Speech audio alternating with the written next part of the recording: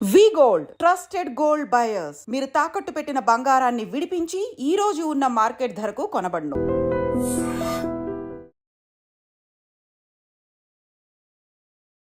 Hi hello నమస్తే welcome back to iDream media. ఈ రోజు మనతో ఉన్నారు విశ్వేశ్వర రెడ్డి గారు. ముఖ్యంగా యుఎస్ లో జరుగుతున్న ర్యాలీ అండ్ అలాగే అక్కడ జరుగుతున్న సంక్షోభాలు అండ్ ముఖ్యంగా ఇండియన్స్ ఫేస్ చేస్తున్నారు, ఇమిగ్రెంట్స్ ఫేస్ చేస్తున్నారు. 50501 ర్యాలీ అని వినిపిస్తూ ఉన్నాయి వార్తలన్నీ కూడా. సో అక్కడ అప్డేట్స్ అన్ని కూడా అడిగి తెలుసుకుందాం. హాయ్, నమస్కారం సార్. నమస్కారం. అసలు ఏం జరుగుతుంది అక్కడ? 50501 అని చెప్పేసి ఒక ట్రెండ్ అవుతుంది, ఒక సంచలనంగా. సో అక్కడ జరుగుతున్న అప్డేట్ కాస్త మాకు వివరిస్తారా? బేసికలీ 50501 అంటే ఏంటంటే 50 states 50 rallies and 1 moment on same day. అంటే యూజువల్ గా అంటే ఇప్పుడు భారత్ బంద్ టైపు ఉంటది కదా, అన్ని రాష్ట్రాలు సేమ్ డే బంద్ చేద్దాం అనే type. It's similar to that. All the 29 states on the same day protest in similar lines. ఇది కూడా 50 స్టేట్స్ 50 ర్యాలీస్. అంటే వాళ్ళ స్టేట్ లో ర్యాలీ. ఇప్పుడు క్యాపిటల్ ఉంటుంది కదా, ప్రతి స్టేట్ లో ఒక క్యాపిటల్. సో అక్కడికి ర్యాలీ చేయడం. తర్వాత 1 మూమెంట్ అంటే ఒక కాజ్ కోసం, సేమ్ కాజ్ ఏదైతే ఉందో. తర్వాత ఈ ఆన్ సేమ్ డే, ఒకటి సేమ్ డే రోజు చేయాలనేది ఇది moment. But it's historical moment. It's not that it's new for. But whatever the moment it is, bottom line America has a democratic country. It has democratic values. So America allows people to protest, especially. అంటే ఇలాంటి విషయాలకి Trump లొంగుతాడంటారా? అంటే see in democracy process లో you have right to protest.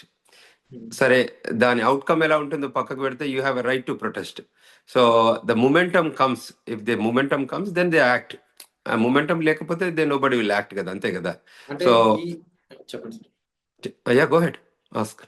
అంటే ఈ event లో ముఖ్యంగా ఏ విషయాలను తెలియజేద్దాం అనుకుంటున్నారు? గవర్నమెంట్ కి ఉండొచ్చు, లేదంటే వరల్డ్ మొత్తానికి ఎలాంటి విషయాల్ని అక్కడ వాళ్ళు తెలియజేద్దాం అనుకుంటున్నారు ఈ ర్యాలీ విషయంలో? అలా ఫ్యూ ఐటమ్స్ ఉన్నాయి, ఒకటనే కాదు. వాళ్ళు రకరకాల ఐటమ్స్ తీసుకొని చేస్తారు. ఇక ర్యాలీ చేసేటప్పుడు కానీ, ప్రొటెస్ట్ చేసేటప్పుడు కానీ కాజెస్ వేరే ఉంటాయి. బట్ ఒకటి బేసికల్గా ఏంటంటే, ఇప్పుడు ఎంప్లాయ్మెంట్ ఇష్యూ కూడా అవుతుంది కదా. Federal employment, correction of employments ఇవన్నీ జరుగుతున్నాయి. తర్వాత ఈ కొన్ని కంట్రీస్ నుంచి బ్యాన్ చేసి, తర్వాత ఈ డిపోర్టేషన్ ఉన్నాయి కదా, వాటి సైడ్ కూడా. అంటే ఇందులో ఇంపాక్ట్ ఎలా ఉంటుందంటే, ఏ కంట్రీస్ ఇన్వాల్వ్ అవుతుంది, ఏ కంట్రీస్ ఎంగేజ్ అవుతుంది దాన్ని బట్టి, వాళ్ళ కంట్రీస్ నీడ్స్ని బట్టి. ఇండియన్స్ అయితే ఇప్పటివరకు అయితే రోడ్ల మీదకి రాలేదు. అంటే టిపికల్గా ఇంపాక్ట్, ఇండియన్ ఇంపాక్ట్ ఉంది కదా, ఎస్పెషల్లీ F1 స్టూడెంట్స్ కానీ, H1B కానివ్వండి, ఈ డిపోర్టేషన్స్ కానీ, వీటి మీదనైతే ఇంకా మనం ప్రొటెస్ట్ ఏం చేయట్లేదు.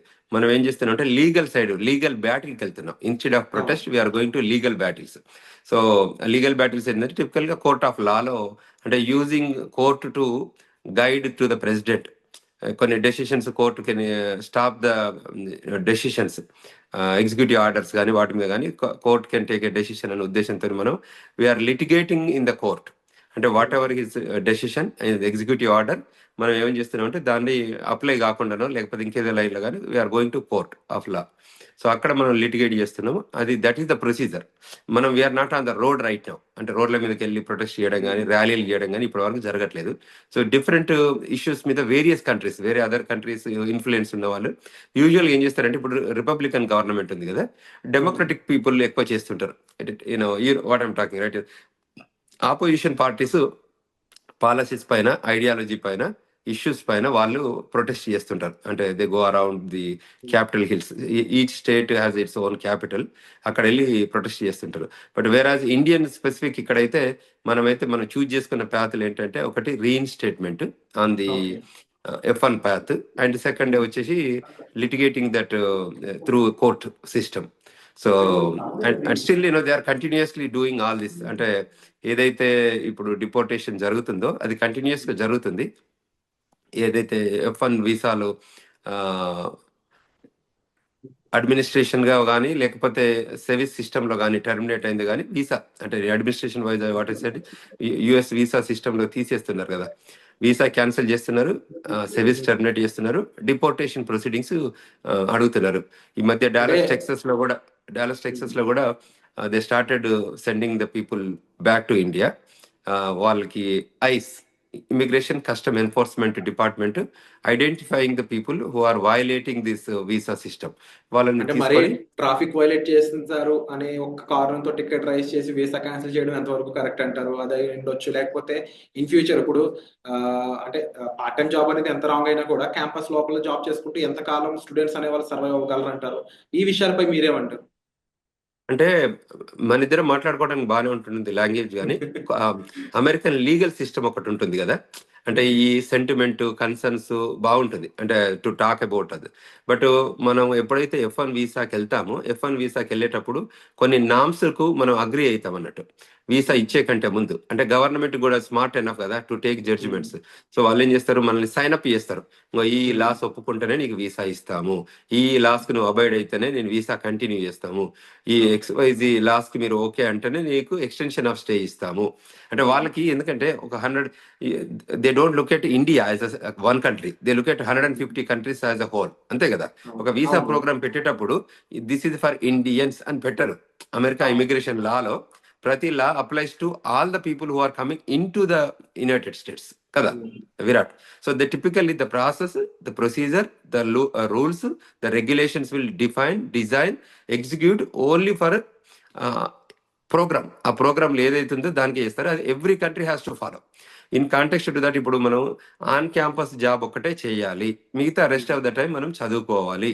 తర్వాత మనం ఓపీటీ ఇస్తున్నాం, ఆ ఓపీటీకి స్టెమ్ ఓపీటీ ఇస్తున్నాం, అంటే 12 months ఇస్తున్నాం. ఈ during that time you can work, we are not stopping in that time. But only during the 2 years of master study తప్పకుండా మీరు చదువుకోండి. ఒకవేళ యూనివర్సిటీ అప్రూవ్ చేస్తే ఆథరైజ్డ్ వర్క్ ఉంటే మీరు క్యాంపస్లో జాబ్ చేయొచ్చు. మీరు ఏదైతే ఈ గ్యాస్ స్టేషన్లు, లిక్కర్ స్టోర్లు, గ్రోసరీ స్టోర్స్, ఇంకేదైనా what you name it outside of the university work చేస్తే is a violation of immigration nationality act అని క్లియర్గా చెప్పాం. డెఫినెట్లీ అందరూ యాక్సెప్ట్ చేయాల్సిన రూల్ ఇది. 100% ఐ అగ్రి. అయితే ఇక H1s విషయంలో మాత్రం ఇది కాస్త కఠినంగా అనిపించడం లేదా? టికెట్స్ రైజ్ చేసి వాళ్ళని వీసా క్యాన్సిల్ చేయడం అయి ఉండొచ్చు. అండ్ ముఖ్యంగా ఇప్పుడు ట్రాఫిక్ వైలేషన్ అయి ఉండొచ్చు, అంటే మానవ తప్పిదాలు జరిగితే దానికి ఫైన్ అయి ఉండొచ్చు, దాని తగ్గ యూనో రెజల్యూషన్ వాళ్ళు చేసుకుంటారు. బట్ డైరెక్ట్ వీసా క్యాన్సిలేషన్ అనేది అమెరికా మీద హోప్స్ చంపేస్తున్నాయి అనేది కొంతమంది స్టేట్మెంట్స్. మీరేమంటారు? అవును, కరెక్టే. అయితే టిపికల్ ఏంటంటే ఒక ప్రొసీజర్ వెళ్ళాలి. ఇప్పటి వరకు ఏంటంటే జనవరి కంటే ముందు ఓన్లీ వీసా క్యాన్సిల్ చేసేవాళ్ళు, వాళ్ళు I-94 స్టేటస్ మెయింటైన్ చేసేవాళ్ళు కాబట్టి కంట్రీలో ఉండేవాళ్ళు. సో అప్పుడు ఇబ్బంది ఏం లేదు, వాళ్ళకి ఎక్స్టెన్షన్ ఆఫ్ స్టే H1 రూపకంగా కానీ ఏదో రకంగా వచ్చేవాళ్ళు. వాళ్ళ కంట్రీ బయటికి వెళ్తే కానీ మళ్ళీ లోపలికి వచ్చేటప్పుడు మళ్ళీ వీసా స్టాంపింగ్ చేసుకొని వచ్చేది. కానీ మళ్ళీ కొత్త ఎగ్జిక్యూటివ్ ఆర్డర్ వచ్చింది కదా అమెరికాలో. సో కొత్త ఎగ్జిక్యూటివ్ ఆర్డర్లు ఏం చెప్తున్నారంటే ఏవైతే వయలేషన్ చేస్తున్నారో వాళ్ళని మనం డిపోర్టేషన్ చేయండి. సో డిపోర్టేషన్ చేయాలంటే ముందు వీసా టెర్మినేట్ చేయాలి, అంటే సెవిస్లో ఉన్న స్టేటస్ను టెర్మినేట్ చేయండి. So that they are status లేకుండా చేస్తే ఏమవుతుందంటే వాళ్ళు they have to go back. If they leave అంటే సెల్ఫ్ డిపోర్ట్ అయితే పర్లేదు. If they cannot do a self deport then ICE immigration custom enforcement department ఏం చేస్తుంది, వాళ్ళని ఐడెంటిఫై చేస్తుంది, ఎక్కడెక్కడ ఉన్నారో ఐడెంటిఫై చేసి వాళ్ళని తీసుకెళ్ళి within the self deportation టైంలో ఉండేది ఉంటే పర్లేదు, లేకపోతే ఏం చేస్తారంటే they surrender to the jail. So then jail will they assign to one of the judge టైంలో అసైన్ చేసి ఆ జడ్జి ఎప్పుడైతే పంపించగలుగుతారో అప్పుడే పంపగలుగుతారు, అంతకంటే ముందు పంపడానికి ఆస్కారం ఉంటుంది. ఒకసారి వాళ్ళు జైలుకి పోతే అది ఎన్ని రోజులైనా పట్టొచ్చు, అది 10 రోజులు పట్టొచ్చు, 20 రోజులు పట్టొచ్చు, 50 రోజులు కూడా పట్టొచ్చు. ఎందుకంటే సమ్ ఆఫ్ ద కేసెస్ మేము చూసింది అయితే ఒకటి 66 రోజులు ఉన్నారు జైల్లో అబ్బాయి. 66 రోజుల 66 తర్వాత మళ్ళీ days? డిపోర్ట్, 66 days తర్వాత డిపోర్ట్ చేశారు. ఓకే. ఎందుకంటే అవైలబుల్ లేరు ఆ జడ్జి అక్కడ ఏదైతే లొకేషన్స్ లో, వాళ్ళ అవైలబిలిటీ కూడా మ్యాటర్ అన్నట్టు. వాళ్ళకి ఇంకోటి కేసెస్ ఇవాళ అరెస్ట్ చేసి తీసుకురావడం ద్వారా రేపు పొద్దున్న పంపమని వాళ్ళ దగ్గర ఉండదు. వాళ్ళకి ఏంటంటే వాళ్ళు సీక్వెన్స్ లో వెళ్తారు అన్నట్టు, కేసెస్ లైన్అప్ అయి ఉంటాయి కదా. సో ఆ కేసెస్ చూస్తూ వెళ్ళేటప్పటికి ఆయనకి రకరకాల ఇష్యూస్ తోనే event after 66th day deported. Bottom line it's deportation, but అబ్బాయి 66 రోజులు జైల్లో ఉండాల్సి వచ్చింది. సో అంచేత ఇటువంటి సిచ్యువేషన్స్ ఎరేజ్ కాకుండా ఎప్పుడైతే స్టేటస్ టెర్మినేట్ అవుతుందో అంటే వాళ్ళ వీసా స్టేటస్, బెటర్ ఏంటంటే డిపార్ట్ కావడం బెటర్ ఎర్లీగా. ఒకవేళ డిలే అవుతే వాళ్ళకే ఇబ్బంది. సో వీ రిక్వెస్టింగ్ ఈదర్ రీఇన్స్టేట్మెంట్కి వెళ్ళండి, రీఇన్స్టేట్మెంట్ రాలేకపోతే అటువంటి పక్షంలో అంటే కొన్ని కేసెస్కు రీఇన్స్టేట్మెంట్ ఆపర్చునిటీస్ ఉన్నాయి, కొన్ని కేసెస్ సీవియర్ పెనాల్టీస్ ఉన్నాయి, దానికి రీఇన్స్టేట్మెంట్ ఇష్యూస్ ఉంటాయి. కాబట్టి ఒకవేళ రీఇన్స్టేట్మెంట్ ఆపర్చునిటీ ఉంటే తప్పకుండా చేసుకోండి. ఒకవేళ రీఇన్స్టేట్మెంట్ ఆపర్చునిటీ లేకపోతే లిటిగేట్ చేయండి, అంటే త్రూ కోర్ట్ సిస్టంలో. అది కూడా జరగలేని పక్షంలో బెటర్ ఆపర్చునిటీ ఏంటంటే వెనకకు వెళ్ళిపోయి మళ్ళీ వీసా తీసుకొని రావడానికి ప్రయత్నం చేయండి. అంతేగాని కంట్రీలో ఉండి please don't accumulate illegal status, unlawful status. So అందుకోసమే అబాయిడ్ అయి ఉంటే వాళ్ళు కూడా రికగ్నైజ్ చేస్తారు. నువ్వు ఎప్పుడైతే మనం డిపోర్ట్ చేయమన్నామో ఇమీడియట్గా వెళ్ళిపోయారు కాబట్టి మళ్ళీ మనం వెల్కమ్ చెప్పొచ్చు, మళ్ళీ వీసా ఇవ్వచ్చు అనే ఒక ఐడియాలజీ ఉంటుంది. లేదు వీసా పొమ్మన్న తర్వాత ఒక 6 నెలల తర్వాత వెళ్తే దే డోంట్ వెల్కమ్ ఇట్, ఎందుకంటే వాళ్ళకి తెలుసు వాళ్ళు ట్రాక్ చేయగలుగుతారు. సో అంచేత అందరు కూడా ప్లీజ్ ఫాలో ద రూల్స్ ఏదైతే అసైన్ ఉందో. ఒకవేళ వాళ్ళకి కన్సర్న్ ఈమెయిల్స్ వస్తే ప్లీజ్ అప్రోచ్ అనే popular immigration attorneys. So immigration attorneys can guide you best. So please reach out to any attorney who can help you in this process, either reinstatement or litigation కూడా through American Immigration Lawyers Association ఉంటుంది. అందులో చాలా మంది lawyers ఉంటారు. So అందులో any member American immigration lawyer association approach అయితే that would be a great asset. Vishweshwara Reddy garu, ముఖ్యంగా చూసుకున్నట్లయితే అకాడమిక్ క్లోజర్స్ వస్తున్నాయి ఇక్కడ ఇండియాలో. సో నెక్స్ట్ అమెరికాకి సంబంధించి అక్కడ చదువుకోవాలనే ఆసక్తితో ఉన్న స్టూడెంట్స్ వాళ్ళ పరిస్థితి ఏంటి, వాళ్ళకి ఏం చెప్తారు మీరు? తప్పకుండా వాళ్ళు రావాలి. అక్కడ ఏదైతే మాస్టర్స్ చేయడానికి రావాలనుకుంటున్నారో ఇండియా నుండి వాళ్ళందరూ తప్పకుండా యుఎస్కి రావాలి. అంటే ఎబిలిటీ, స్కిల్, నాలెడ్జ్ ఉన్న వాళ్ళని ఎవరిని కూడా అమెరికా ఆపట్లేదు. అమెరికా ఆపుతుంది, అమెరికా వెనుకకు పంపిస్తుంది ఓన్లీ వయలేటర్స్ని.